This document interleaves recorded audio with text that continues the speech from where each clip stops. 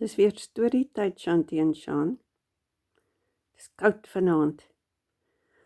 Kom ons lê vas teen mekaar, dat ons kan warm word.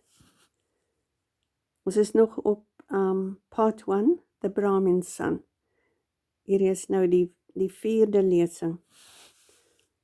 Ons het nog laas gesê, one must find the source within one's own self. One must possess it. Everything else was seeking a detour, error. These were Siddharta's thoughts. This was his thirst, his sorrow. He often repeated to himself the words from one of the Chandogya Upanishads. In truth, the name of the Brahman is Satyam. Indeed, he who knows it enters the heavenly world each day. It often seemed near, the heavenly world, but never had he quite reached it, never had he quenched the final thirst. And among the wise men that he knew, and whose teachings he enjoyed, there was not one who had entirely reached it, the heavenly world, not one who had completely quenched the eternal thirst. Govinda, said Siddharta to his friend, Govinda, come with me to the banana tree. We will practice meditation. They went to the banana tree and sat down 20 paces apart.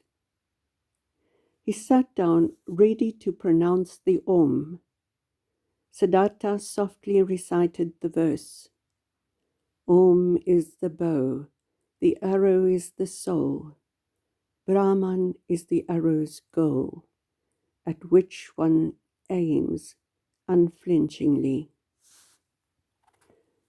When the customary time for practice of meditation had passed, Govinda rose. It was now evening. It was time to perform the evening ablutions. He called Siddharta by his name. He did not reply.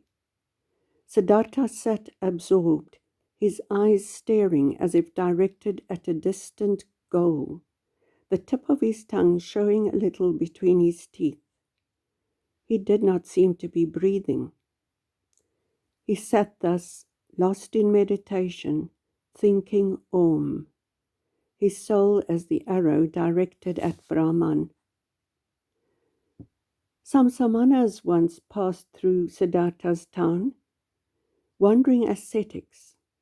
They were thin, worn-out men, neither old nor young, with dusty and bleeding shoulders, practically naked, scorched by the sun, solitary, strange and hostile, lean jackals in the world of men. Around them hovered an atmosphere of still passion, of devastating service, of emptying self-denial. In the evening, after the hour of contemplation, Siddharta said to Govinda, Tomorrow morning, my friend, Siddharta is going to join the samanas. He is going to become a samana. Govinda blanched as he heard these words and read the decision in his friend's determined face, undeviating as the released arrow from the bow.